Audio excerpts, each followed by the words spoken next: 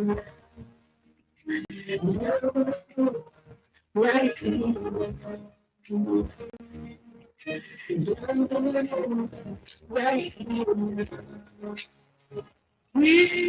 celebrate every blessing, pulling down every blessing through the music we play and the programs we share. Right here with love, right here with love, love, right here with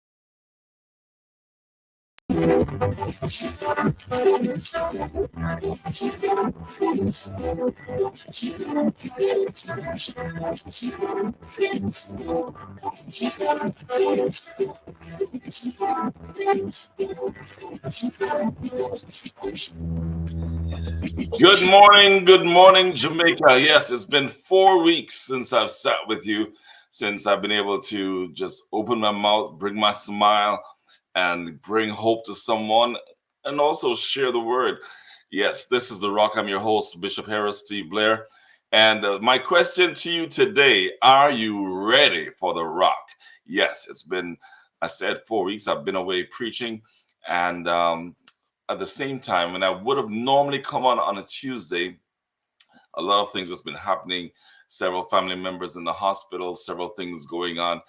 But despite whatever losses, again, despite whatever situations, that's a part of life. And all I can do is thank God that I have the opportunity to sit here with you, but also thank God that there are two capable young men who've been a part of fulfilling my mandate and sharing with you each week in my absence. Well, thank God, He is God. Every Tuesday from 10 to 12, it's The Rock, and we stand on The Rock discussing all sides of a biblical issue. It could be any topical, common, and not so common biblical subject that we all are curious about or just want to understand more. Well, The Rock helps you to think. Think for yourself. Think according to what we're discussing, going back to the Bible and looking at what does the Bible say. We cause believers and unbelievers to consider or reconsider the things they've heard, studied, understood, or read. We ask churches to consider dialoguing over some of these issues, not fighting, but just to dialogue and see how we can come together to bring some unity to the body and help those who are on the outside understand what we are all about. It's simple. We are about Jesus Christ. And on The Rock, we just go to his book and help us all to see what does the Bible say. Special welcome to listeners on Facebook and YouTube, and those of you joining us from the love101.org. Also, welcome to those joining us via the Love 101 FM app, downloaded from the Google Play Store or the Apple Store. Well, what's on The Rock today? We've been questioning the institution of marriage for a very long time. Recently, these questions have quadrupled. As first described in Genesis and later affirmed by Jesus, marriage is a God-ordained covenant relationship between a man and a woman. Is it still so? Well, that's what the Bible says. But how has this covenant changed? Has it? Well, we'll look at that from the Word of God. Marriage will be our main discussion on The Rock this morning. But before we go into marriage, let me share a piece of my mind with some things that have been going on. I want to ask the question: where's Jamaica today? Are we just at that place where we just continue to accept all the murders, all the crime taking place around the land? It's as if we've just forgotten about everything, and we just turned a blind eye towards the criminality and corruption that's taking place, and people just continue to live their lives. There's no outcry, no fight for Jamaica. And certainly, you know, having been one of those that watched the Spider-Man movie several years ago, where Spider-Man let a man run past him, that same man went ahead after committing the crime that Spider-Man was there at. Spider-Man. Well, that same man went ahead and killed Peter Parker's grandfather. Now, what will happen with you? A lot of us are turning blind eyes. A lot of us are keeping our mouth shut, and the criminality continues. I'm looking back over the last week, and I remember just last week, 5 men were shot and killed in an attack at a football match in Pleasant Heights. At a football match, you know, we've lost all sanctity of normality in Jamaica. We've had people going into churches. We've had people going to sports events. The question must be, what next? What next? There's no fear. There's no respect. There's no order. And as I keep saying, those things happen in the homes, and our homes are suffering as a result of our lack of doing the right things. You can't have a son in your home who is stealing, using guns, committing murder, and you do nothing about it. The life you save may be your own. You know, all of these young men are smoking weed, most of them.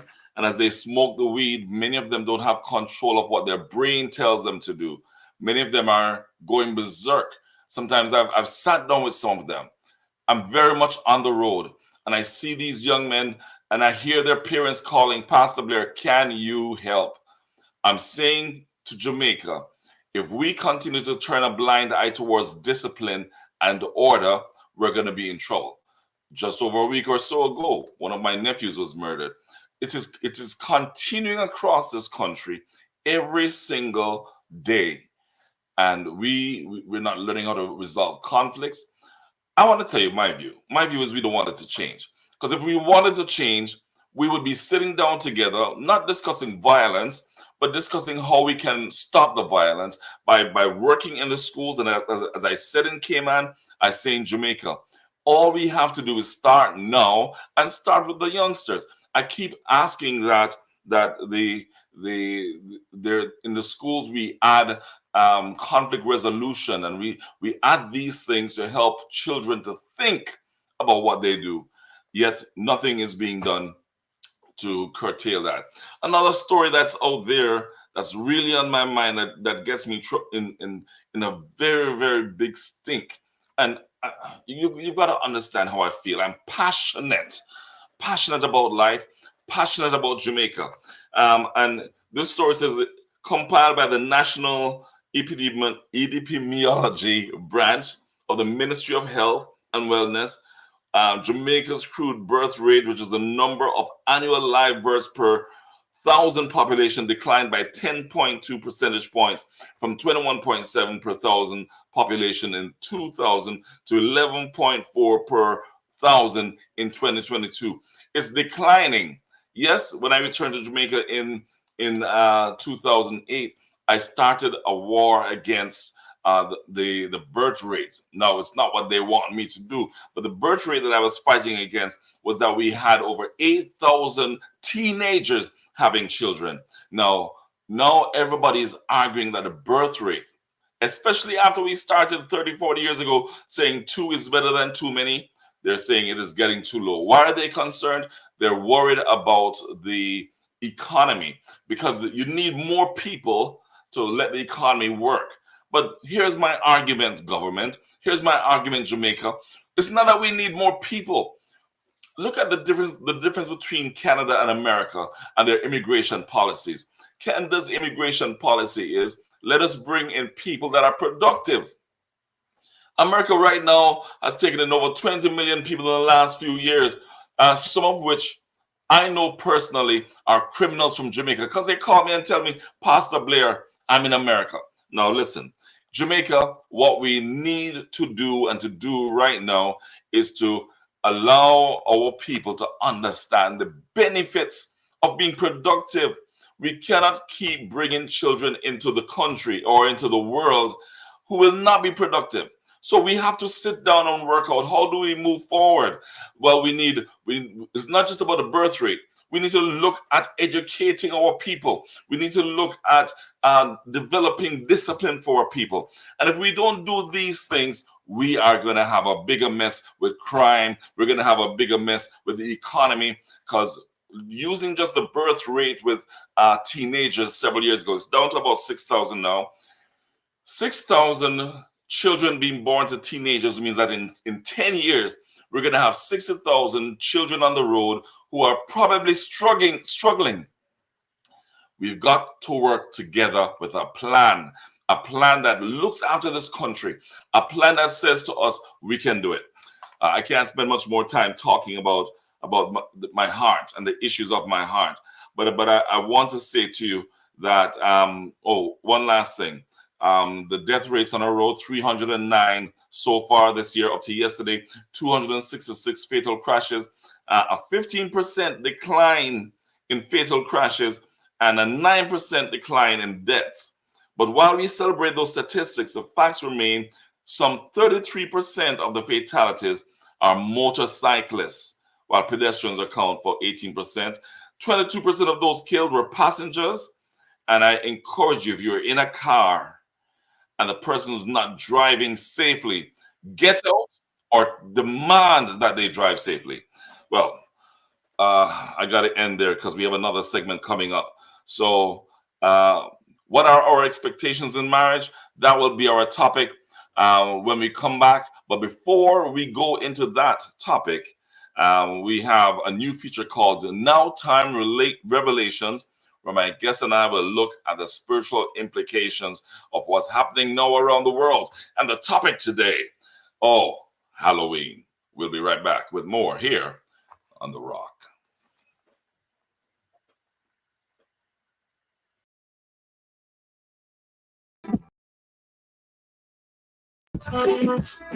He's a Jamaican thing, but pull up the we set the trend style, juicy party, have a silver, party nice when we do the juicy party, party, what you see, juicy party, ready to we go, I'm for the people, no party, juicy party, have something every party, be nice, party go, what you see, party go, family, do the juicy party sounds. Get ready for another inspiring Showbiz Testimony Tuesday inside Alive at 1 p.m. to 4:30 p.m. October 29, packed with inspirational stories and talent-flavored music. 1:45, we bring you the Winchester Menticize Rollover Edition. Stick around for prayer blast at 2 o'clock as we bring in the prayer bells of heaven. 2:15 inside the evidence, we bring you the recap of all those who have inspired and shared their testimonies to encourage so many of you daily. Then at 3 p.m., we go behind the pulpit for another life transforming journey. Stick and stay with us. Always a moment come alive from 1 p.m. to 4:30 p.m. October 29 with me, Sarah Ann, the chirpy one on the family station. Love 101. It's the Answers Big 50% off store-wide sale. Get 50% off from Answers Gifts and Home Center and Answers for Children. Get 50% off in every store from now until Saturday, November 2. Answers Big 50% off store-wide sale. We're open house time on our next Campus Connection. We're inviting you to share your talent and gift with us. Can you sing, rap, do poetry, or exhort well?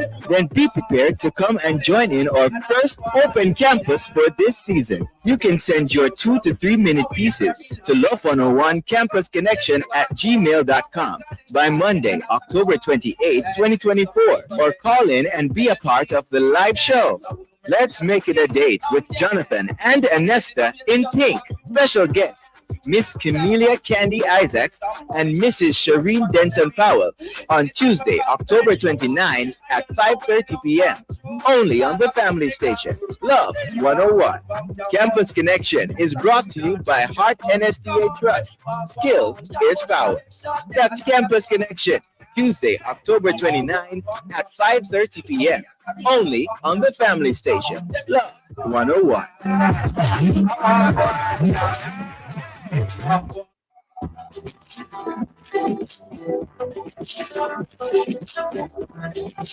Welcome back to The Rock. I'm Harold Blair, your host.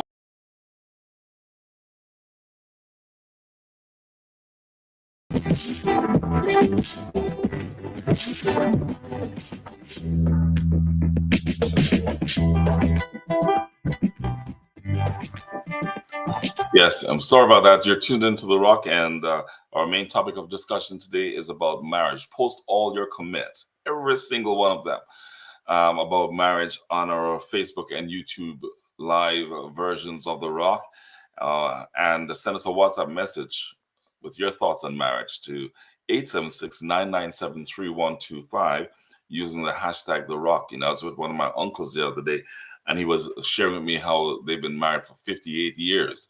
And of course, my parents, they're doing 56. So that tells you how young I am. Well, prepare to call in and be a part of the discussion today. And let's talk about that all important topic. But before we talk about marriage, let's discuss today's now time revelations issue, which is the growth of Halloween within the Christian community. This is The Rock, and with me are two men of God, Bishop Cleon Grandison and Daniel Dodd. Daniel is back already, having only appeared a couple of weeks ago for the first time, and he's the bravest man to reappear so soon on The Rock. He's currently a student at the JTS, Jamaica Theological Seminary, and he's a youth advocate for the constituency of St. Catherine, West Central, president of Kingdom Ambassadors, global and youth leader for the Spanish Town Youth for Christ organization. Well, we'll have Daniel. He's going to be with us, but also with us today, Bishop Grandison is the current administrative bishop of the New Testament Church of God in England and Wales. He's a Brit. I hope he has a British accent. I'm going to tease you today, Cleon. He was actually born in North London, England, but migrated with his family to Jamaica when he was very young. He accepted Jesus Christ as his personal savior at the age of 14. He attended the Waltham Park Road New Testament Church of God in Jamaica. After a short stint in the British Virgin Islands, he returned to England in 2003. Many accomplishments later, Cleon Grandison is now worthy of his repeat appearance on The Rock, married to supportive lady Sonia, aka wife. That's what I have in my phone for my wife. I just have a wife. And he's father of two, boasting a successful former career as a banker. Bishop Grandison is now on a mission to see the church become relevant and relational in how it connects with its members and the wider community. Gentlemen, Halloween and the church. Your thoughts? I'll start with you, Bishop Grandison, because they always talk about Halloween and the Celtics. So I guess you would hear quite a bit about it over there. Yeah, well, let me just add one more string to my bow. Recent author, and I'll tell you about that later. Okay. But I recently wrote my first book. But yeah, Halloween. That's quite an interesting one, and good to be with you, Steve, and my good friend. I've forgotten your name. Just missed it. Daniel. Yeah. Yeah, good. Daniel. Yeah, well done for your accomplishments. Halloween, it's one of those things that it's been very popular in the UK, where you have children coming out and being sometimes a nuisance, knocking on doors and calling trick or treat. And what they do is they come to get sweets or to get candy, as you call it there in Jamaica. It's quite innocent to the children, but there is a darker connotation as to what Halloween is all about. And I think what we've done is we've engaged children in something that has a very sinister roots in terms of a celebration of the dead. I am not for it, but rather than become someone who attacks those who celebrate Halloween, My thing is to have an alternative, and I can probably talk about that later. Well, we just have a few minutes for this discussion. Daniel, your thoughts on Halloween? Yeah, definitely. I agree with him. Personally, I don't believe that a lot of people have a true idea of what a Halloween is all about. Again, it seems innocent, especially for children and younger teens. And a lot of people don't have the light of what the deep roots, the aspects of what Halloween really comes from. And so people just do things without a proper background. I believe it's very demonic and it goes against the Judeo Christianic view of our time. So, yeah, definitely. But Pastor Cleon, the though it had an early beginning uh, in paganism, the church of the time, as with most paganist holidays, they started the All Hallowed Day. They had all of these celebrations to replace that, and there's so many sides to this that even here, because I'm in the U.S. preaching right now. Even here at the moment, some churches celebrate it because of the history from the church's point of view. But at the same time, we know that Satanists always love to have some form of counterfeit to do what they do. Yeah, yeah. It's one of those things that get slipped in subtly, and there are going to be ramifications as a result of those who become greater, more and more engrossed in Halloween and become victims of the darker side. What churches in the UK have been doing is having an alternative, calling it something totally different, not All Hallows, but giving children an option other than going out trick and treating and using it as a means to give God praise. And so rather than have a campaign against those who are celebrating Halloween, we decided to go on the not even the offenses, to go on the attack and to basically have an alternative, and it seems to be working quite well. Yes, yes. And that's what I mentioned earlier. And some people don't like when churches create an alternative to something, but there's a need for that. But the Catholic Church at one point, as they started the All Hallowed and All Saints holiday, instead of having that which the Celtics had begun, they really pushed this holiday, and it's almost been taken back by the paganists um, with their satanic celebrations. Just at my house here, where I am in Orlando, I saw kids out celebrating. I saw kids out looking for their candy, and of course, in their mind, there's nothing satanic about it. In the minds of the parents that were out there, there's nothing satanic. But we want people to be aware, because this is one of the most dangerous times of the year in terms of the satanic festivals and children going missing. Hmm. Well, if I can just jump in quickly, and I can't say for certain that the two are related. But whenever we have Halloween, murder rates, in knife killings in certain areas, it escalates. Halloween is about blood, about sacrifice, and somewhere interspersed in all of this, there is I think, a sinister motive in all of this. I feel that the enemy, the devil, does capitalize on this kind of lifting up of the demonic and intervenes. Very true. So we want to encourage people. Um, Daniel, what do you see in Jamaica with young people and Halloween? Well, I won't say it's highly revered here, but I do see that in some places where it is actually celebrated, and there are actual parties that keeps various themes under the umbrella of Halloween. Again, it's not so much of a popular thing here in Jamaica, in my opinion. But of course, there are aspects of society that does celebrate this tradition. Yeah, I know you say there's not much of a thing there, but I'm sure when I was looking at the maybe the Gleaner this morning, not because I'm looking at the Observer now, I don't see it, but I'm sure I saw a big Halloween party in the paper this morning. Oh um, my. and all the young people are going to turn up for that. What I think what we do need to say to people is there are going to be celebrations in every way across the world for different events, but be aware of the origins and the things that happen even in the modern days regarding these celebrations.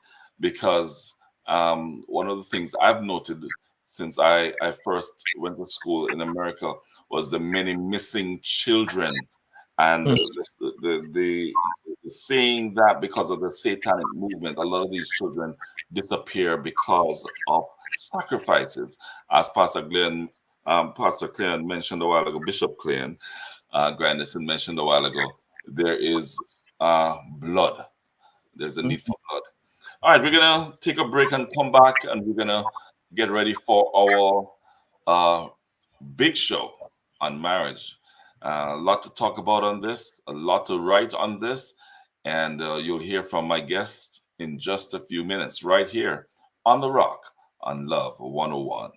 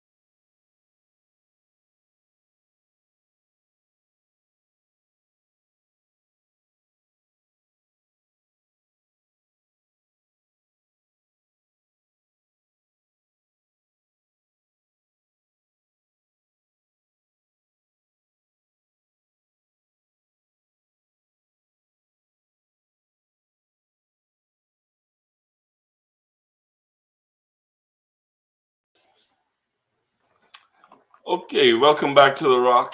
Welcome back. I just want to let you know this is going to be a great show.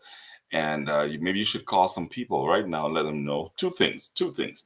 One, we're talking about marriage, and a lot of people may be having marital problems. We're going to talk about a lot of things about marriage. But secondly, if you're from the New Testament church, especially because this guy on this program with this new book, Bishop Clayton Grandison. He's a big guest here today. So call out your friends, let them know.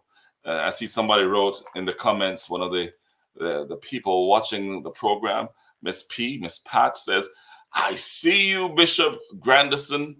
Well, so ladies and gentlemen, welcome back to the show. If there's a topic you'd like to discuss, if there's a topic that may have the church on different sides of the fence, I'm going to ask you to give me a call if you want to discuss these things, or if you want to just talk about what's happening. If you want to be a guest on the program, or if you have a topic, give me a call, 876 295 9141, and I'll be able to get your ideas, give them to our producer, Kathy Gale. And you can also write me to transformjamaica@hotmail.com. Transformjamaica@hotmail.com. And we'll be a part of, you'll be a part of sharing on this program the things that can make a difference for our country. Well, the topic this morning, marriage. Why bother get married? How much of marriage is for the sake of God's instruction or man's laws? What does the Bible say? My guest today, once again, Bishop Clayton Grandison and Daniel Dodd. Good day, gentlemen. Welcome to the program again. And this time we talk the real thing, the real deep thing. Um, I see Daniel with probably a lot on his mind as we talk about marriage. Daniel, a lot of young people thinking about marriage out there. A lot of people want to add to their lives and become one, have companionship. Um, Before I go to Bishop Clay and Grandison to just tell us what marriage really is, what do you think is a thought of young people, young Christians out there regarding marriage? Is it just something to help them get to the point where they can have sex, no fornication kind of thing? I'm not hearing you. You're muted. You're muted. Yes. You're able to hear me now. Great. Awesome. So that's a very good question. And I personally believe so. Definitely in this culture where everything is almost sexually driven. You're seeing in advertisements, see it on TV shows and stuff.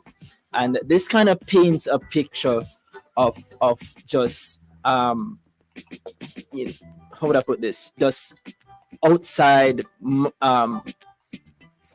sexual intercourse, which is not a part of the covenant of God, which God really created and stuff. So people being bombarded by so many of these content, it does paint a picture of certain expectations that they're looking forward to have in marriage. And of course, the believers, I believe that it affects us as well. And so for those who I have encountered, sad to say, these are the things which is on their mind in terms of, okay, I can't wait to get married to really get this over with. The struggle is real, the lust thing is real. You know what I mean? That whole idea of even just masturbation, it's real.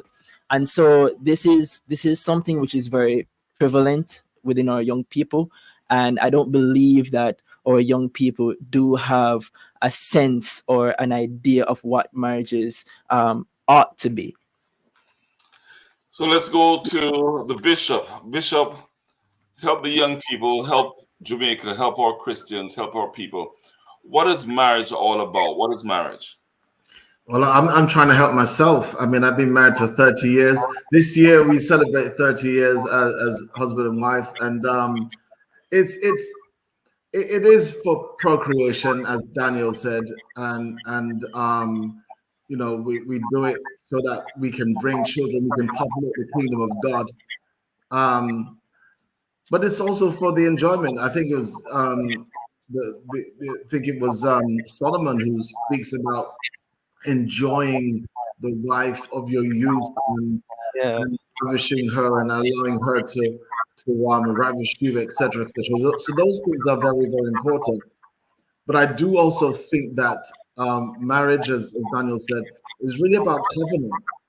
And when we stood before an altar, we what we basically said is, regardless of what happens, I won't leave you. And Yeah. it's that, it's that, it's that coming together of two people who are saying, I am willing to go through whatever happens to stick by your side and to be the person who is going to protect you and cover you in Mhm. sickness and health. I've been through the sickness and health journey, and it's made me appreciate my wife even more. So after a while, we get to my age, um, it's not as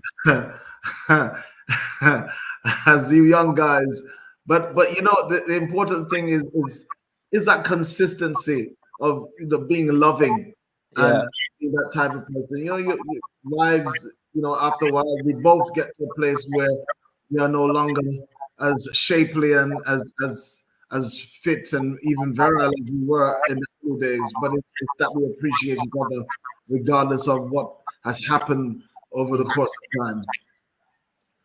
The worldview can be very shaky when you look at it.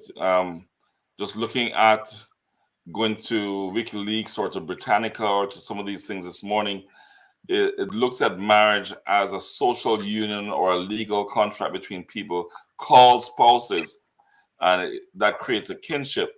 And there's a tendency as somebody who does visas for a living, where people talk about their common law marriage or their common law unions, and for them that is enough.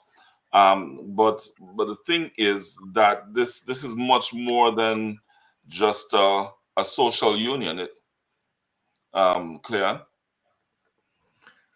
Yes, it is more than just a social union. It is, I mean, I believe that family is the bedrock of any society, and and then marriage is the bedrock of family. It is what ensures, in my humble estimation, that families stay together. Yeah. Uh, the common law thing means that I can jump ship whenever I feel like it. There is the infamous stories of the baby father, baby mother syndrome, and someone having someone in every parish. And, those are the things that will cause for families and societies to break down because there is no domicile that we're not we're not settled in one place with one family, and even though that even though people who aren't married do have families and do stay faithful to one person even though they're not married, in the main it is the marriage covenant, I believe, that really keeps people together. And you mentioned your parents being married for 56 years, and your uncle for a lot longer. You know, it's there's something about marriage covenant that gives that sort of security. Daniel, when young people hear the word contract or covenant, does it scare them? Because you think about marriage today, and Bishop Grandison mentioned the covenant, which means you have something to hold you together. Yeah. But people today don't even think about what do I do or how do I handle the problems. They have their friends, and their friends said, "Leave the man, leave the man." Uh-huh. How do young people view that word covenant in terms of marriage? It's a very tough question. In my opinion, I believe there is a lot of self-centeredness amongst our young people, a lot of individualism, if I may put it that way. And people or young people don't really understand the value of self-sacrifice, because when it comes on to covenant, you're giving of yourself, you're thinking outside of yourself, right? And it's like you're putting yourself on a platter to be offered up. And so when our young people thinking about covenants and marriages, it's almost as if um it's like a baggage, so to speak. I'm going to be bound to this person. There's limited free will for me do what I want to do, type of thing. That's the type of mentality, if we're going to be real. And so if our young people aren't really educated on the benefits of marriage and why is it important for you to keep a covenant, the mindset to how our young people have nowadays, it will always remain the same. And so this is a prevalent thing, as I said, and our young people don't have the um, stick to it type of mentality, to say, okay, I will see this through. Yeah, because obviously, Bishop Granison, many of those who have done their 50, 60 years, 70 years will tell you that many times they probably even thought about not sticking to it. But because of the fight towards the keeping that covenant, they're still together today. Yeah, Steve, that's so true. I think the generation gone by, um, I think their values were very different. To be perfectly honest, there are people who stay together who weren't necessarily in love, but they felt a strong sense of covenant. Today, the I think 50% of marriages don't last, and that's very telling. And we live in a generation that says, I don't need to put up with this. And it's not just young people. Daniel, I'm not going to be hard on your generation. Yeah, It's not that's just young people. It's people my age. I've seen guys doing very well, and then they get to a certain age, and then they want to wear a nice bright red jacket and get a sports car, and all of a sudden they take one They trip feel young again. that's and they're young again, and all of a sudden the wife of the youth is of no more use, and it's so. I mean, I would say that you know we can be blindsided at any season of our lives when it comes on to marriage, and so my thing is keep the marriage fresh. You just keep your wife. The other day, I'll tell you something. The other day, I decided to go out and buy my wife some jewelry. Just spontaneously brought it home, gave it to her, and she spent a whole hour asking me, "What's wrong? What did you do? Why are you buying this? What?" Because as far as she's concerned, there must have been something why you're buying this jewelry. I said, "No, you deserve it." Because we've been together, and it wasn't any special occasion, but just the fact that, hey, you're my wife, the love of my life, and things like those will really help us to grow in our relationship, be spontaneous, and be creative. yeah. Well, here's the thing, though. Can we really blame our young people to have this type of mentality? Because we naturally adopt and we basically mimic traditions of what has gone past. In other words, looking onto our parents, because the marriages within the home of our society, it's not so strong, right? So the ripple effects of what we're seeing now and how our young people view marriage, or how people view marriage overall, is as is how it is, basically. We can't really say, hey, it's really off them per se, but it is coming from somewhere. Well, I take my hat off to your generation, and I tell you why. Because many of you have come up in one-parent families, and Yeah. you have decided to not follow that stereotype. You Mhm. have, and I'm watching young people.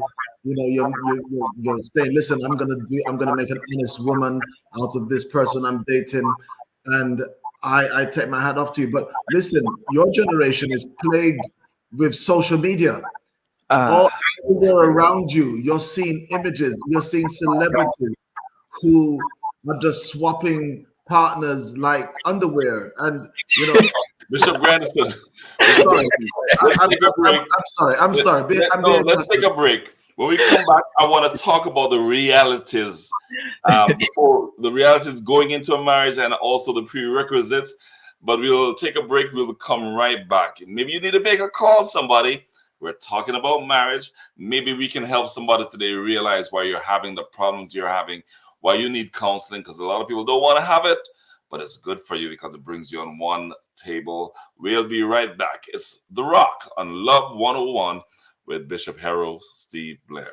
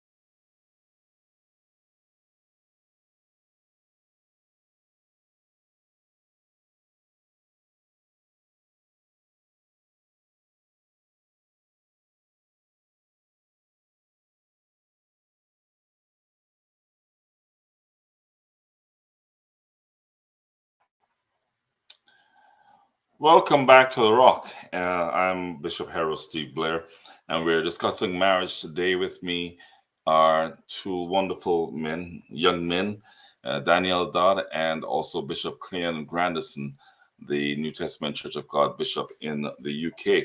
Bishop Grandison was going into a topic that I wanted to look at, and so the next few minutes before the 11 o'clock break, Bishop Grandison, certainly there's some issues that are affecting us today, affecting marriages today, as people get into marriage. One of which is that all important thing of not having examples, not having a father around. So we have women who go into marriage not knowing how to talk to a man, respect a man, deal with a man. We have people going into marriages not having examples of a marriage. And so many of them enter it without any kind of counseling. Go ahead and speak to that issue today. Okay, so I think what I need to first and foremost do, I came on here calling you Steve. I'm Steve. I'm Steve. I'm Steve. No. Listen. No. Respect to you, Bishop Steve. Oh my word! I can see all of your listeners picketing to say, no. Who is this man? No, but listen, big respect to you. No, when I prepare couples for marriage, I don't call it counseling. Counseling is for crisis. We call it marriage conversations, and they last a good. Well, we have at least 6 or 7 sessions, and we talk about everything. Bishop, we go into every area of. I'm not just talking about sex, even though that's something we do have to have that conversation. But you just mentioned about women knowing how to talk to men, but a lot of our men don't know how to talk to women, and so we have to have those conversations about how do we communicate. So when, say for instance, a woman will be asking you 101 questions about something, the reason why she's doing so is because she is any vision you're carrying, she's about you're carrying, she's about to carry that in the womb of her spirit. Even when you give up and you've become discouraged and say, no, this is not going to work. She's she's getting enough information to make sure that whatever happens, this vision is going to come full term. And I can speak from experience. There were times in ministry when I became very discouraged. But my wife with the womb basically said, no, these are the things you shared with me. And this is where we're going to go. And it's so important that we take time to share with the women in our lives the what's on the inside. Communication, big thing. If we can't get that right, then we're in trouble. I see that smile, Daniel. What's on your mind? Well, they say if you give a woman a sentence, she'll give you a paragraph. You give her a kid, she'll give you a baby. And in fact, it is true. It is true. Whatever you deposit within a woman, of course, that is what you get back. And she's like a prophetess. She reminds you of what your vision is, what you're looking forward to do.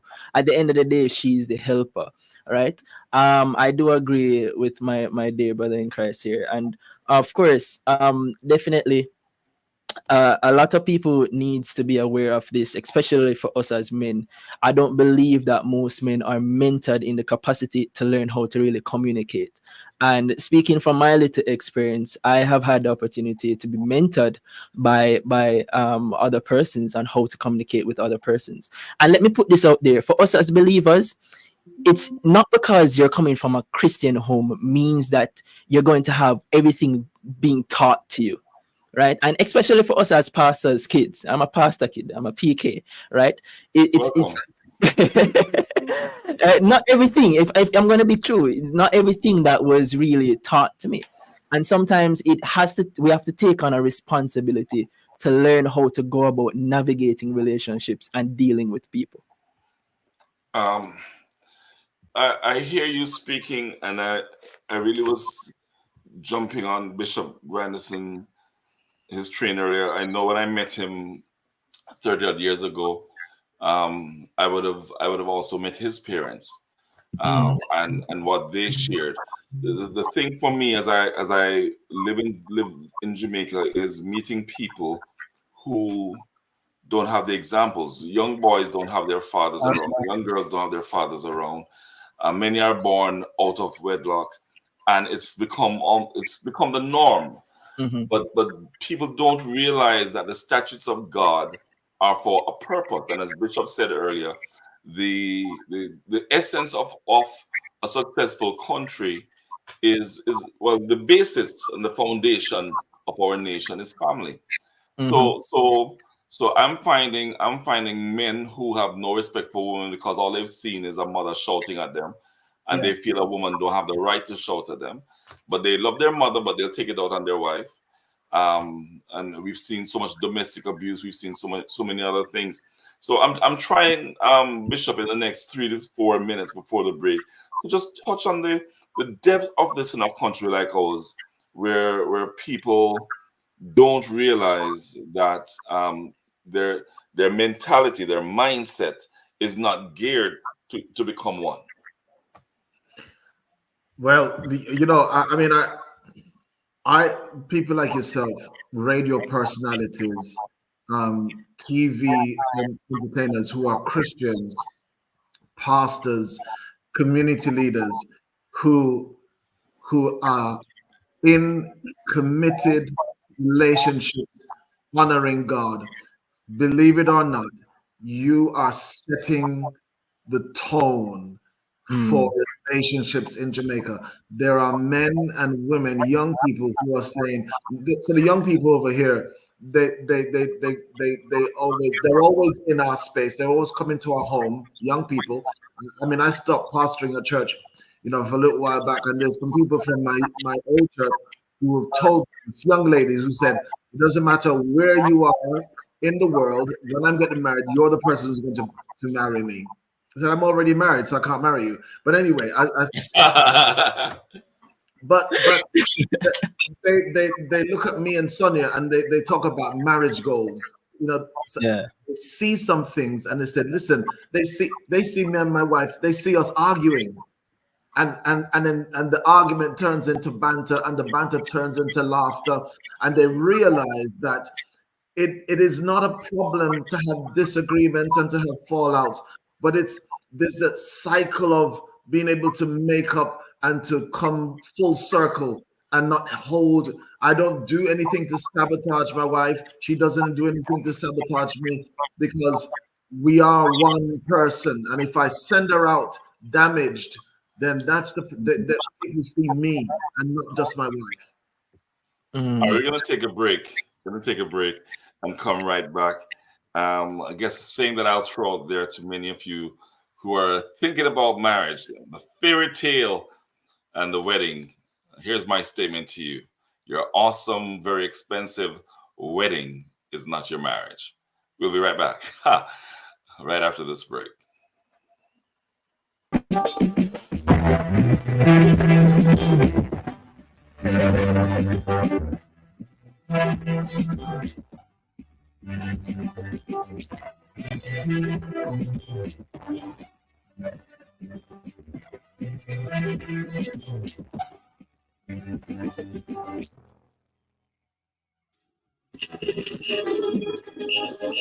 Get ready for another inspiring Showbiz Testimony Tuesday inside Alive at 1 p.m. to 4:30 p.m. October 29. Packed with inspirational stories and talent-driven music. 1:45, we bring you the very interesting Menticize Rollover Edition. Stick around for prayer blast at 2 o'clock as we bring in the prayer bells of heaven. To begin inside the evidence, we bring you the recap of all those who have inspired and shared their testimonies to encourage so many of you daily. Then at 3 p.m., we will go behind the pulpit for another life-transforming journey. Stick and stay with us. All of them will come alive from 1 p.m. to 4:30 p.m. October 29 with me, Sarah Ann, the Chirpy One on the family station. Love 101. It's open house time on our next Campus Connection. We're inviting you to share your talent and gift with us. Can you sing, rap, do poetry, or exhort well? Then be prepared to come and join in our first open campus for this season. You can send your 2 to 3 minute pieces to Love101 Campus Connection at gmail.com by Monday, October 28, 2024, or call in and be a part of the live show. Let's make it a date with Jonathan and Anesta in pink. Special guests, Miss Camelia Candy Isaacs and Mrs. Shireen Denton Powell on Tuesday, October 29 at 5:30 p.m. Only on the Family Station. Love 101.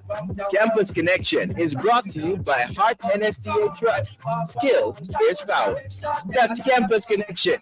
Tuesday, October 29 at 5:30 p.m. Only on the Family Station. Love 101.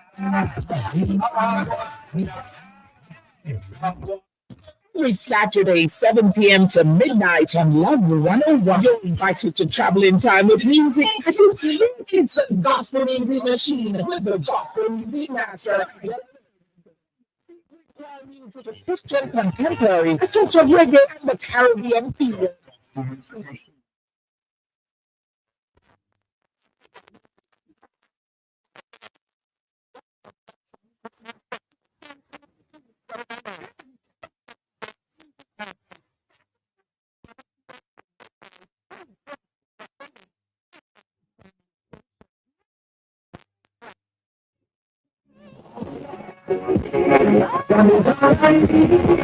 A Moment for Parents, brought to you by Parenting Jamaica, a program of the I Believe initiative. Parenting is the most difficult job in the world. Thankfully, Parenting Jamaica has some tips to help you do a better job. Here's one.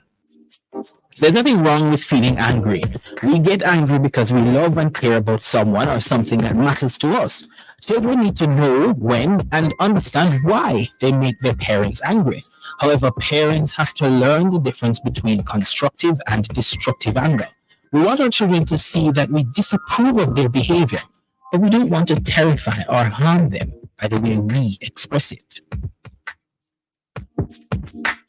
To find out more about parenting styles, visit the Parenting Jamaica blog at parentingjamaica.com or follow us on Twitter at ParentingJam. A Moment for Parents was brought to you by Parenting Jamaica, a program of the I Believe initiative. Don't miss the next episode of The Mailbox as we look at Men and ADHD Part 2.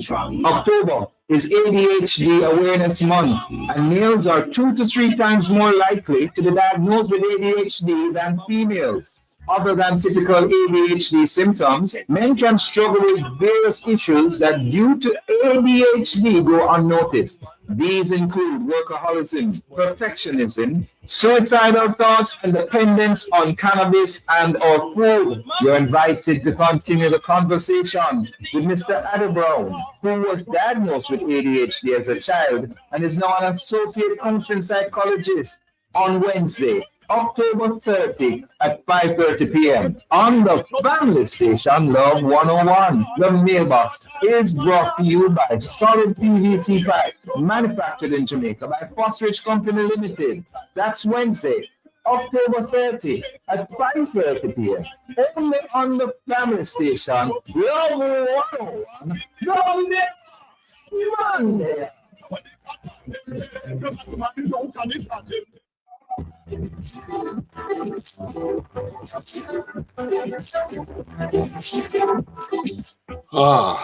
Welcome back. You know, if I had the opportunity to save every marriage in the world, that would be my target, because so much happens where people walk away from a lifetime. I won't say a lifetime of happiness, because they want happiness, and their search for happiness is in the wrong channels. Let me give you 2 statistics before I go back to my guests. Marriage carries a significant impact on our society. Studies indicate that married couples often enjoy better physical and mental health higher levels of happiness, and financial stability. Um, at the same time, children raised in married households tend to fare well academically, emotionally. Marriage can promote a sense of responsibility and community, strengthening the social fabric, and the benefits of marriage are well documented and contribute to the overall well being of our societies. As I come back to my two very special guests, our Jamaican society, gentlemen, is one filled with many people who live together but will not get married. Maybe before I go into asking the question about marriage versus common law, um, let me go back to Bishop. I'm pulling on you very strongly, Bishop. I'm going to call you Cleon, so maybe you'll call me Steve. uh, it's it's so funny how Cleon and I met, but that's another story. Mutual friend, very wonderful person. But let me just say this, Cleon, why does something like common law um, prosper? When I say prosper, let me not use the word prosper, but take over the landscape of a country like ours where people will live together 10, 15 years and not get married. Um, I think, okay, I have to be careful now because I have so many family and friends who Let, are let, in let, let me let me let me situations. turn the question. Let me go back to the right question. Common law versus marriage. Let's start there. Sir. Yeah, well, I mean, marriage trumps common law any day. I make no apology for that, but I'm not here to put down anyone in a relationship that isn't a marriage because, as I said before, there are fathers out there who are doing their best and looking after their families, raising their children, and even more so than in a marriage. However, a lot of these, I think many are quite often one of the reasons why they don't go for marriage is because there is no, let me say, pressure from one party to say, let's make this official. These are the same men who will go to America and as the first person they find them married to them because they can get to stay. So they're not opposed to marriage. It's just because it's probably not convenient or the expense or why go through the bother. But the truth of the matter is that marriage, it does make a huge impact on the relationship. When I counsel couples who come to faith, one gets saved and the other isn't. Quite often when the wife gives or the girlfriend gives an ultimatum, say, you know what, I want to serve God. And if you're not going to support me, then we're going to go our separate ways. And when he realizes what he's going to have to give up, what he's going to lose, quite often they'll step across that line and do the right thing. But at the same time, I do believe that we have to encourage these men. It's a big step. They sometimes feel that getting married is going to curse the relationship. No such thing. But again, it will take, it doesn't matter how long people have been together, they still need to go through a period of counsel and conversation and preparation. That's my opinion, Steve. Daniel, what are you seeing out there amongst your young friends in terms of their confidence in something like marriage? Mm. Are they running in that direction of wanting to in the church we call it shack up or become common law spouses? Interesting question. Though I cannot give a full on statistics, but based on what I have seen, and within my community, yes, there are persons who are interested in marriage, but at the same time, on a broader view, I believe a lot of people cling to their sense of independence, and there is this, yes, ideology of not really so being covenanted, but yes, being in a relationship without having strings attached. Yes, right. A lot of our young people want flexibility, right? Nobody wants to be tied down, you know. And so there's, as I said before in the previous segment, there's this sense of self-centeredness. And so our young people want to have a sense of freedom and a level of autonomy to just do what they want to do. That is what I am getting from our young people within our society nowadays. So Bishop Cleon, why why get married if the government says to me that if I live with a woman after 5 years, she has all the benefits of being my spouse? Mm, Um, Oh, that's the law of the land in Jamaica. right. Um, you know, Mm. and so some people just feel, why go further than here if the government says I'm a legal spouse after 5 years? In Canada, it's 1 year. Mm. Mm. Well, I guess if you see marriage as just a contract or something that's transactional, then that's where you go for. If you see marriage as more of a covenant and something, a promise to someone to say that um, I I will stay with you and stick with you and you with me for the entirety of our lives, and in that process I will love you. I will care. You see, the thing is, the contract that we're talking about in the 5 years, it. I have a get out clause if someone falls totally ill, if they fall on hard times, whatever. I can walk away. Sometimes we have nothing to offer each other than just ourselves, and mm, people walk away from individuals in difficult times. Sometimes it's an affair, and you know some people will stay and work things through and rebuild trust, whilst some will just walk away. And I think marriage covenants will basically say, I will love you beyond the yeah, sort of hard times. Yeah. yeah. Yes. Okay. Boy, I tell you, this thing is very important. I've seen people just walk away, and I like being transparent. So Mm, I'm in my second marriage,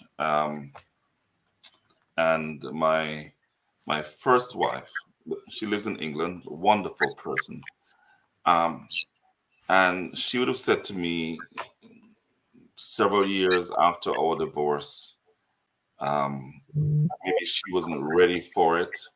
Um, and about 9 years, 8 years, 9 years after they left, she called and said, "Why did I not wait?" So the issue now, as we go in depth into marriage and the prerequisites, is a lot of people are not ready. They they've not taken the time to get the, what did you call it? It's not the counseling, it's the what? Of conversations. Con- my had the conversations. conversations. They get mad because they tell each other they love each other or they're in love. But my theory is, if you're in love, you can't fall out of love.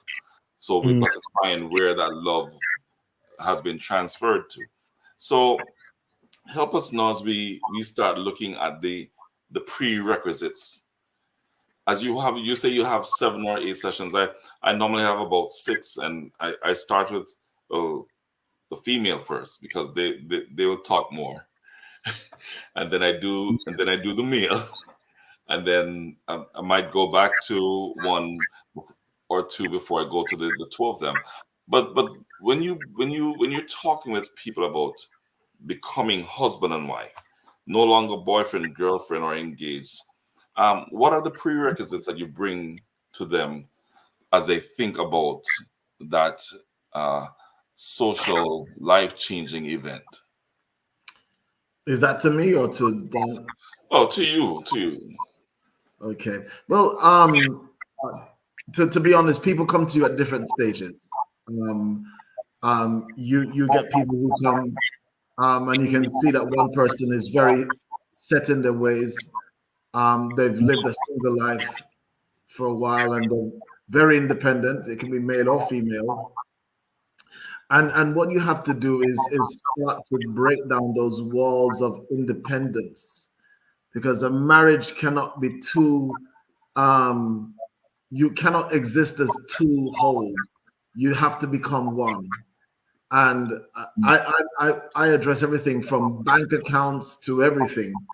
And trust me, whenever we start to talk about money, that's the one area that people don't want you to touch, because women always have that kind of that vex money, that just in case, just in case I've got a little thing put aside.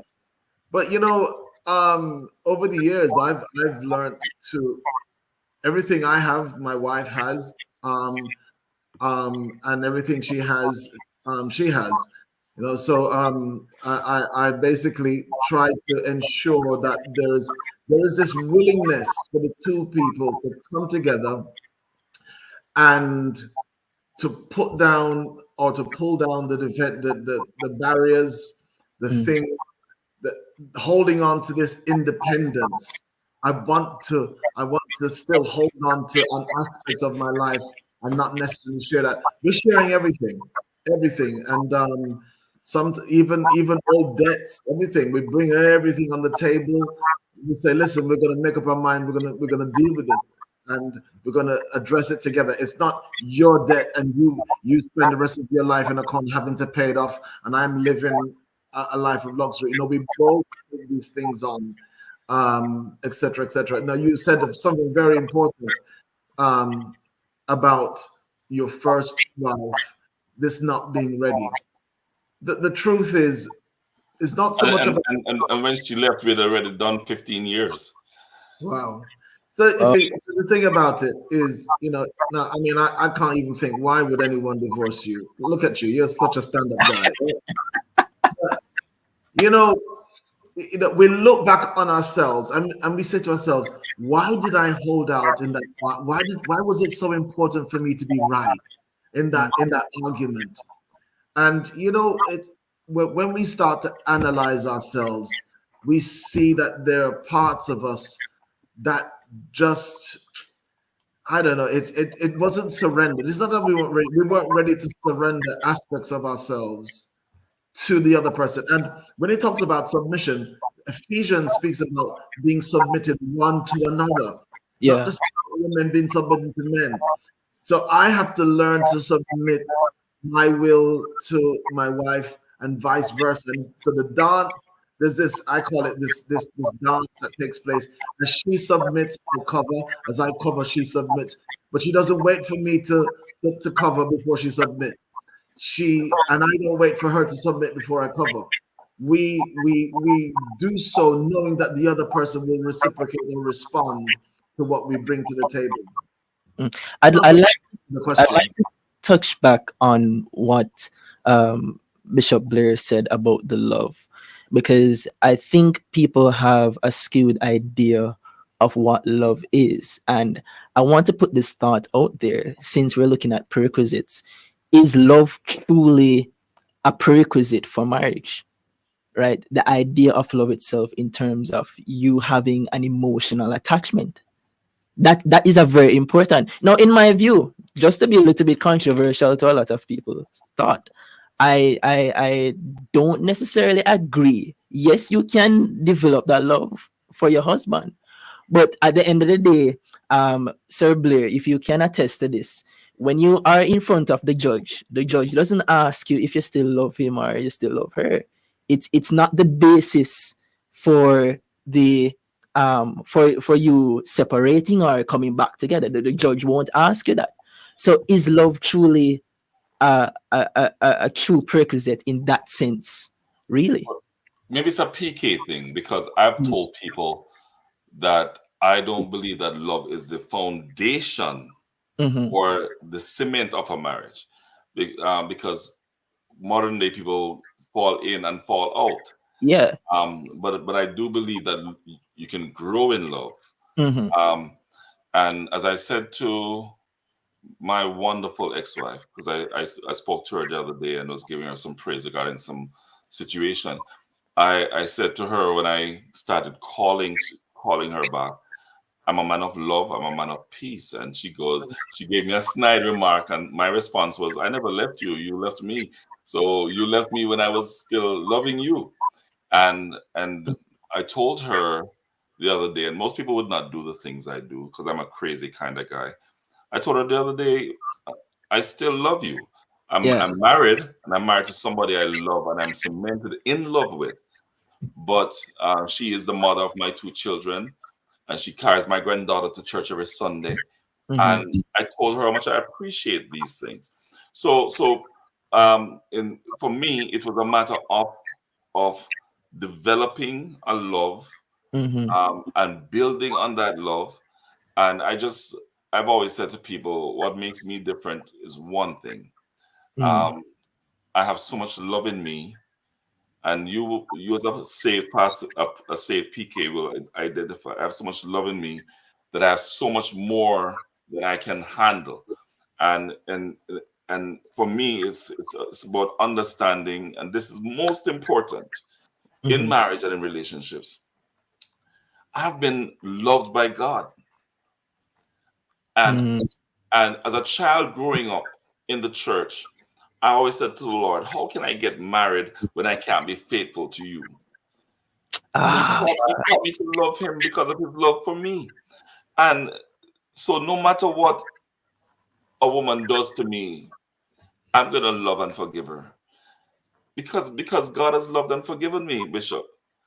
And I can't just turn my back on somebody because they failed me in something when I have understood that the reason why I am not facing hell is Mm-hmm. because God's love maintains me. And people don't understand the depth of that love. So I judge my relationships based on how my relationship with God developed me. Mm. So if it is that we're looking at the common law relationships, if if these two parties doesn't have a relationship with God, so to speak, It's hard. would it be safe to say that this marriage will basically not marriage, the union, so to speak, will basically sustain itself? Well, I'm not one of those overly religious persons that tell people you can't survive without God in a marriage, just Yeah, for yeah. people who genuinely care about each other. Mm-hmm.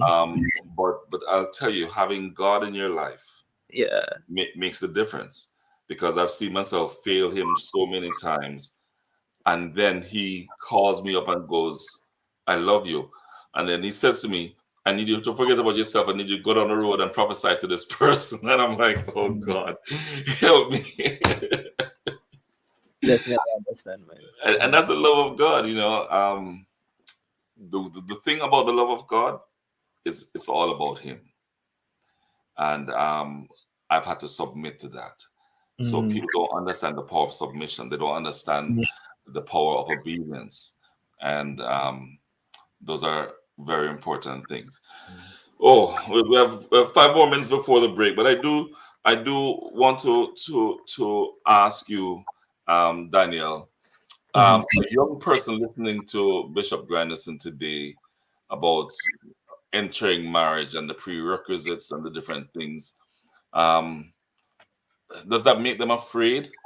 Does that make them afraid to enter a marriage, knowing that they have to talk about money? Because the biggest things that break down marriage is money, communication, and sex, right? Mm. Um, you have to share you want to, do you or do you not share your account? How do you approach these things? For me, going into a marriage, I saw my father treat my mother like a queen.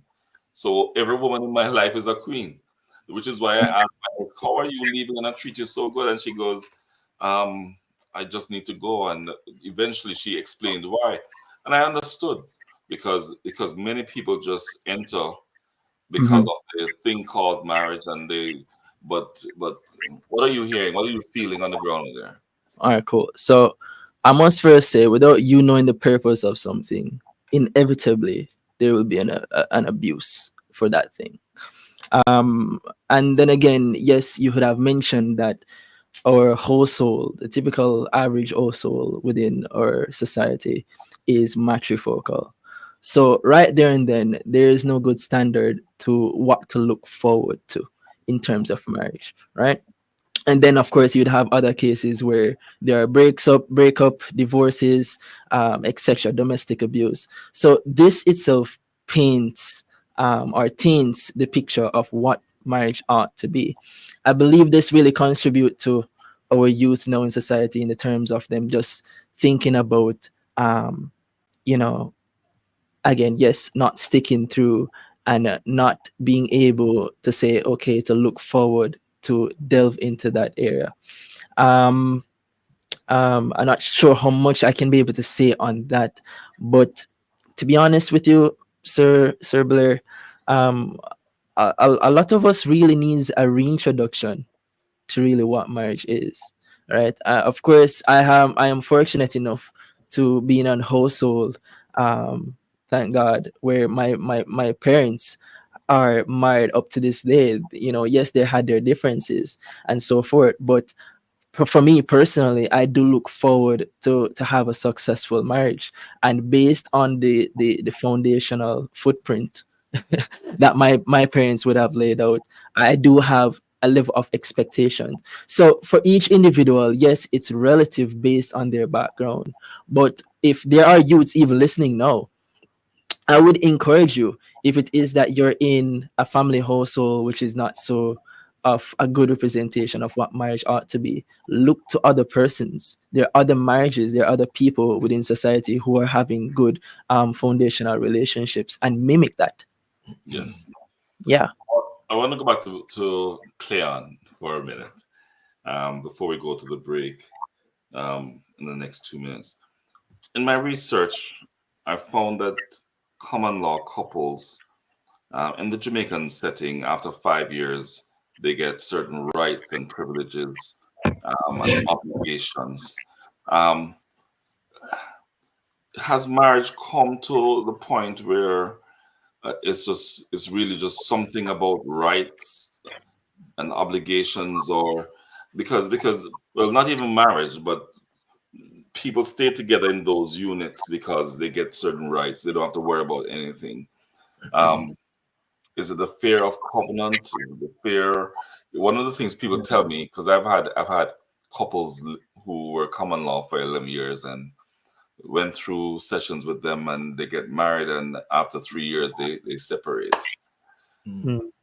Well, and forgive me if I can't comment on the Jamaican context as well as you guys are. But what I find in a lot of households, especially where there's the common law situation, is that the husband or the man is the greater earner, whereas the woman has stayed home, raised children, never had much in terms of income or any sort of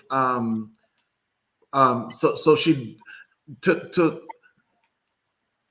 if anything happens, she will be left on sort of deserted, and um people, it's not so much about rights, it's about protecting women from total devastation, because there are men who will, after how many years of building a life with a woman, just walk away, and because they have not had a time to build a career or to or a business, whatever, end up being left destitute. And I think that system is making sure that women aren't being um um um there's a word I'm looking for, but anyway, but just to make sure that women are treated fairly, and it can happen vice versa. There are powerful women who have husbands who have stayed at home and raised children and don't have much of a career. But the thing about covenant and marriage is that there's I think, a greater level of trust. It's like, but then again, it's like people who have prenups, prenup agreements where they say, well, I'll marry you, but if anything happens, you won't get more than 50 pence or $2 or whatever, because I don't want you to clean me out. So even when there is marriage contracts, Yeah. there's still a lack of trust. And so with covenant, with marriage, it cannot just be about the contract. It has to be about covenant. Thank Mm. you much. We're going to go to our break, but a big thing especially with Bishop Grandison saying that he was not very aware of what's happening in Jamaica. I should say that in the UK, common law marriage is not legal. And so you do find certain things impacting relationships there compared to what's happening in Jamaica. And it was cut away from legality in 1753. One of those things that helped to build a society, the fabric of the society, marriage and the family. We'll be right back here on The Rock with more on marriage.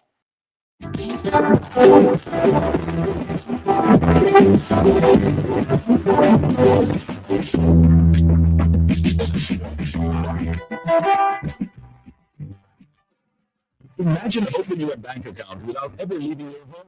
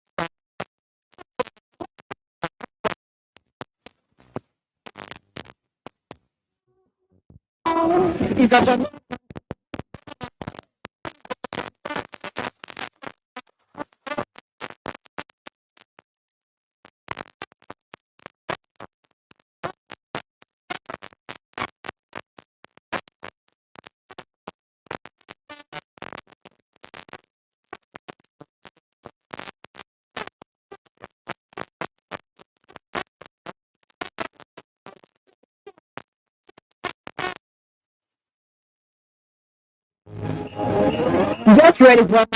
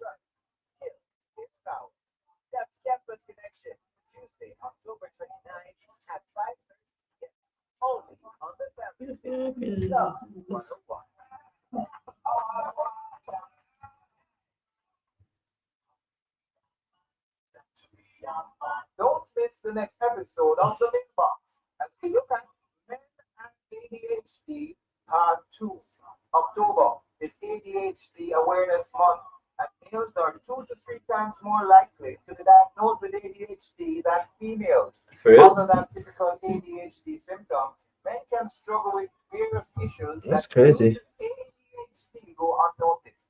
These include workaholism, perfectionism, suicidal thoughts, and dependence on cannabis and or food.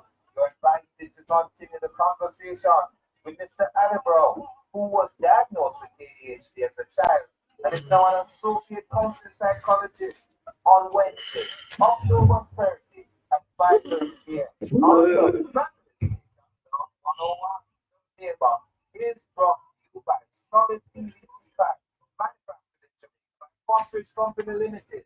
That's Wednesday, October 30 at 5:30 p.m.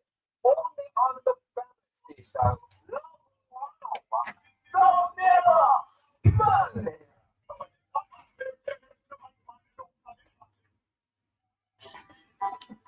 Wait a second.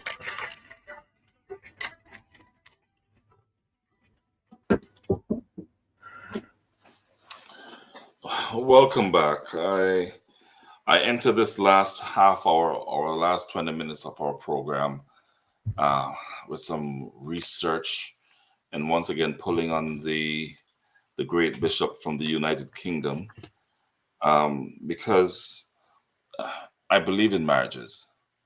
I sat back recently and looked at several middle-aged people that I know, 40s, 50s, and out of that group, people I grew up with, probably 75% are divorced. And my question often is, where's the fight? Then in my research, looking at everything and the word commonly used by Bishop Grandison today, um, from my earlier studies many years ago, they would name finances, communication, children, money as four of the top things that causes marriages to break down. Now, I'm looking at um, several studies and a close look at the reasons for divorce. The number one, over 73% in many cases, a lack of commitment, a diminished desire to put effort into making your relationship work because it takes effort. Something goes wrong, it takes effort, it takes forgiveness. Um, and then, we've got to deal with the poor communication, the lack of compromise, the absence of everyday kindness, but effort, the lack of commitment. Bishop Cleon Grandison. Um, no, I mean, it's just that I, I, I'm Bishop, yes, but I know the man. Just call me Steve. Anyway, Rev, the whole thing of failure in marriages. I'd like to use maybe about 10 minutes look at that before I ask my final question: what is the church doing, and is the church doing enough? But failure. Um, Lack of commitment is one. Another one is people can't take all the arguing. Another, infidelity. I remember when I was told that she was leaving, I go, but I'm not cheating. Where are you going? Because I just thought people only left because of infidelity. Some get married too young. Some have. Here's another word that we haven't used all day, but very important to my teaching on marriage: expectations, unrealistic expectations. Um, then we have people unequally yoked, not just religiously, but in their handling of money, in their handling of children, their handling of the house, all of these things. Bishop Grandison, we need your wisdom. Why so many failures? Dear. I think Before you even answer, let me go back to some, if I can find the statistics here, because it really touched me when I was reading this earlier in regards to all that's happening around us, that people are not looking at these issues. Maybe I'll bring them back up later in terms of the numbers, but unequally yoked, religious, family values, Um, People can't decide who does what work in the house, finances, violence, everything like domestic violence. Everything's just happening, and people aren't working things out. Okay. So I think what I want to say, and I feel I'm putting on my pastoral hat now. Even though your marriage has failed, you are not a failure. Whoever that is, do not feel as if you are a failure because your marriage failed. Because that's one of the devastating things is that people go away thinking that, I have nothing left and I'm a failure. So that's the first thing I want to say to those who have gone through that particular season. As for the reasons why marriages break down, you've listed them. The expectations and everything else. That's one of the reasons why in the conversations we have, we even talk about we talk about how many children do you want to have, and if your parents become old and sick, who are they going to live with? We talk about everything because there are so many things that we don't think about when we're young and sprightly, and these things are gonna. People don't talk about things like pensions and stuff. And Steve, I'm sure that's the only thing that we're concerned about: how much the pension is gonna give us. Yeah. Daniel doesn't have a clue about what we're talking about now. We're saying, can we give this up?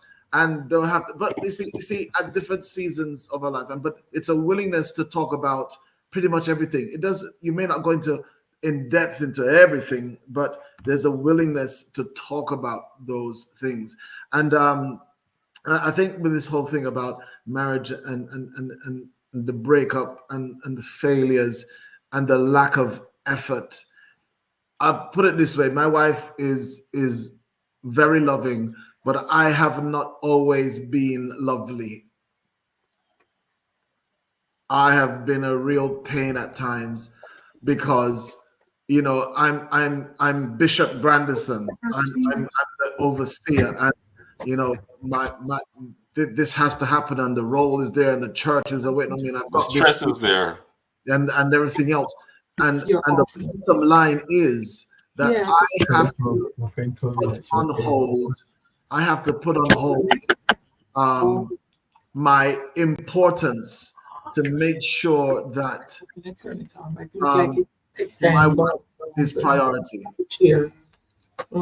Yeah, it's so important, so important because so much is happening.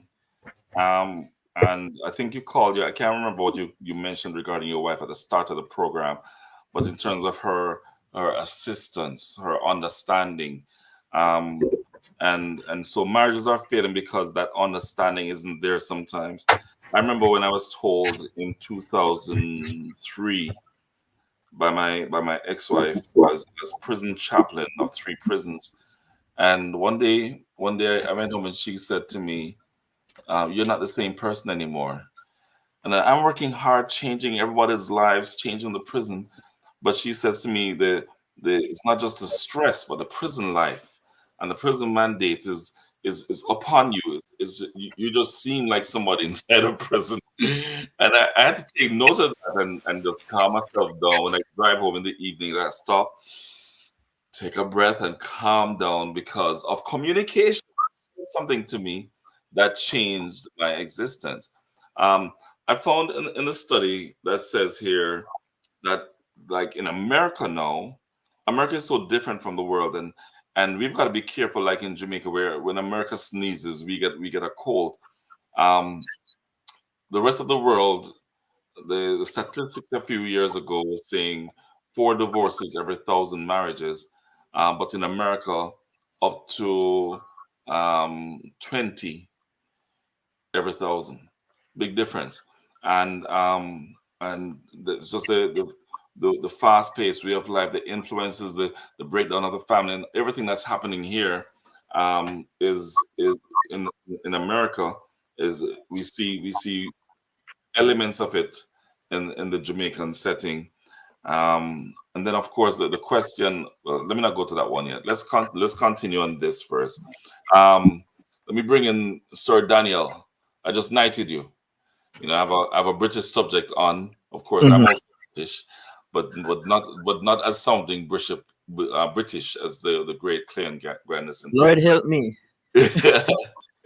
um, young, I keep throwing some of the young people issues to you, but do you think, even in your perspective, in your situations, going into something like a marriage and other young people, that all of these thoughts as to the things being mentioned by Bishop, um, are we of the same religion? Because I find a lot of people who don't care if they're marrying um, somebody from a different church group, um, the finances, all of these issues. Are young people thinking about these things as they go into marriages? My God. The Are they first thing, thinking about what's causing failures before they try to have success? my God, the first thing that comes to mind is that how can two walk together unless they agree? Well, they agree on sex. But is that enough for an At least, agreement? at least at the start.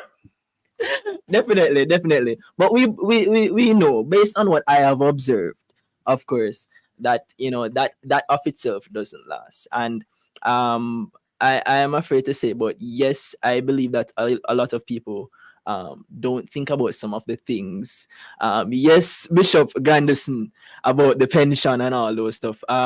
Yes, we don't think about all of the requirements required for the marriage.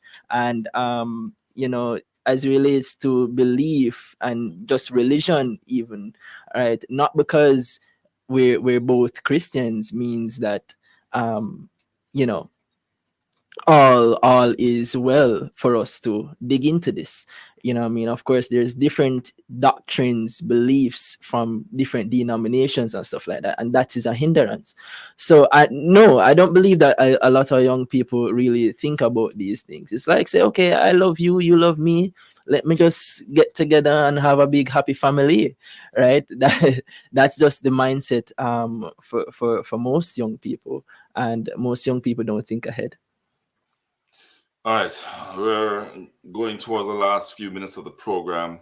Um, Before I ask a question regarding the church, several years ago, especially during the time of Mr. Obama, a lot was said regarding marriage moving to not being between one man and one woman. Mm. And it was taken to our schools. Well, around the world, it started looking more and more in that direction. And we saw changes happening. We saw changes happening in countries. Uh, what is it like in the UK, Cleon, with that Well, issue? yeah, it's no, it's it is it's definitely a thing.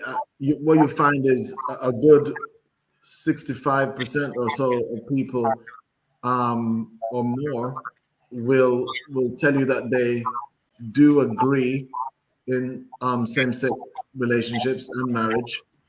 Um, and then it's not helped by the fact that the Methodist Church will, along with the Methodist Church and Presbyterian has it the too. United Reform Church, they will perform same-sex ceremonies. The Anglicans will bless a relationship in the churches, and then I think the Baptist, there's lots of toing and froing, and so for you as a Pentecostal who will hold your ground on the way that you see marriage, even amongst church circles, you're starting to be ostracized or to be vilified or to be looked at as being backward and not with the times. So it's a real challenge. It's a real challenge. So I know in America, one person is literally campaigning on the strength of that, of same-sex relationships and all the other things. um, because it's almost like a vote winner these days.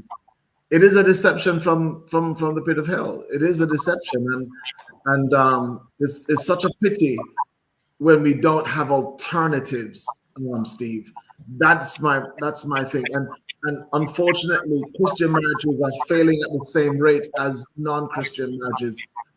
And so when you don't have something to hold up as the church, it's a struggle. But still, yet we still have to hold fast to the fact that God has God's idea of marriage is between a man and a woman.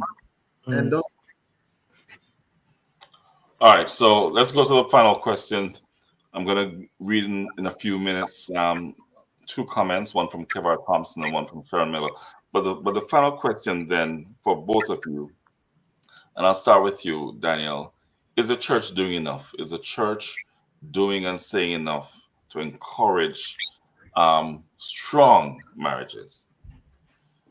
Do we even preach in our sermons? Do we even take time to make it a priority? In my honest opinion, I don't believe so. Um, a lot of people who look forward to get married, it's always the last few weeks before exchanging. Well, if I may put this, the counseling sessions, I don't believe are enough. And I'm not sure. I don't believe that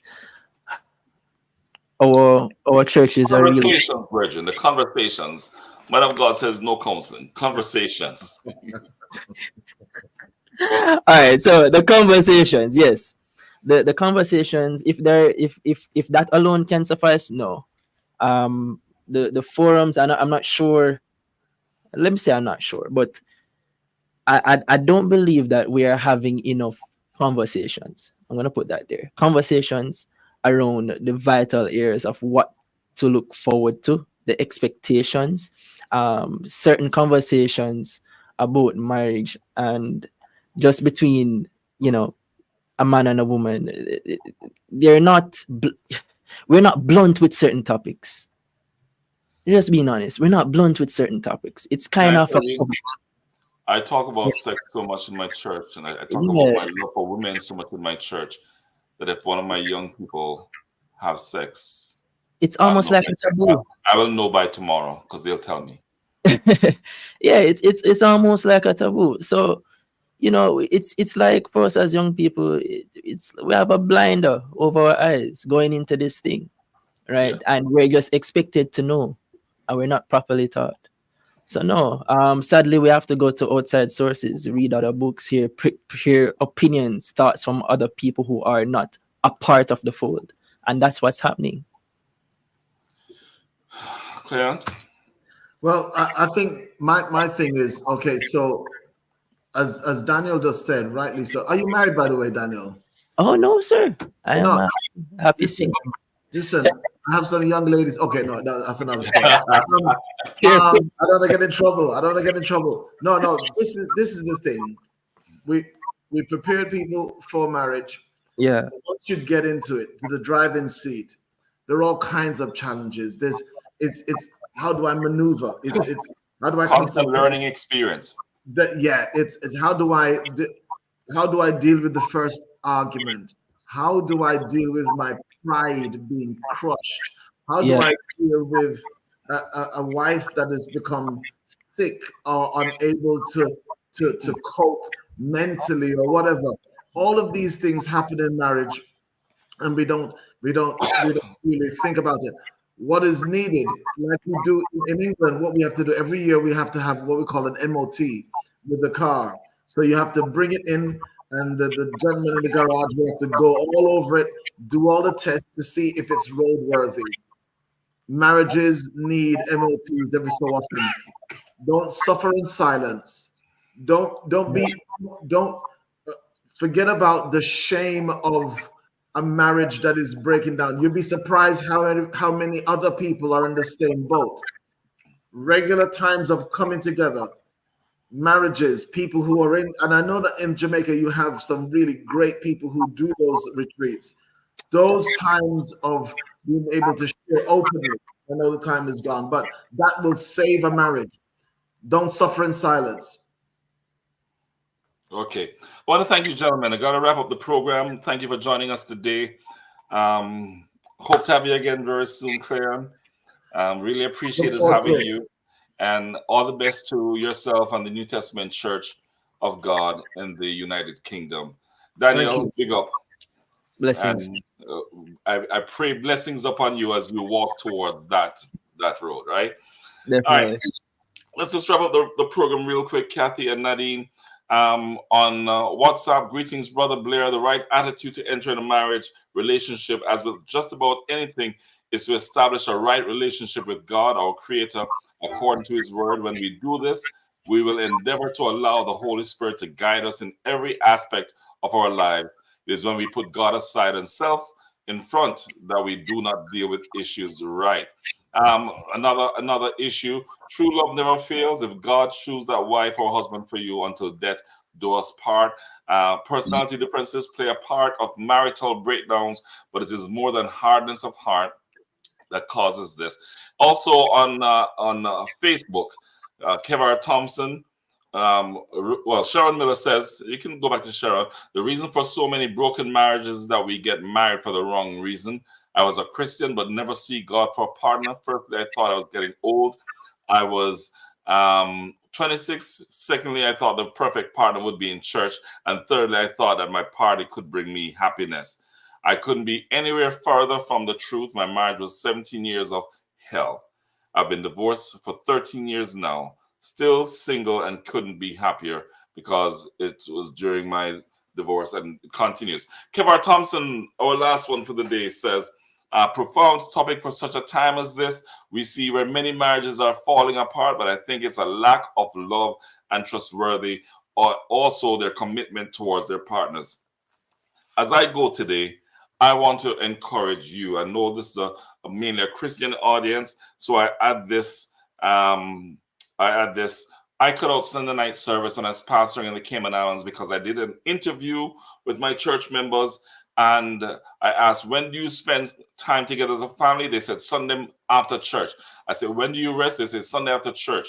And I realized that they were not spending time together because members in the church were, their marriages were falling apart. So I told them, stay home, take your family out for ice cream, carry your families to the movies, spend time together, get to know each other again. And that is what I did. I think the church needs to do more. I met with every couple in my church before I left Cayman because I think it is important. And finally today, Christian marriages are failing because we're not submitting to God. Submission says, okay, I will do what I need to do for my marriage. And I encourage you, that commitment is everything that God has demands of you. Commit to Him first and commit to your spouse. God bless you. I thank you for joining us today. Happy to be back with you. It's been 4 weeks that I've been off the air because of several different factors. Another uncle in the hospital today, but I believe that I needed to be with you. So thank you for being with me. God bless you. See you next week right here on The Rock on Love 101. I'm Bishop Harold Blair Jr.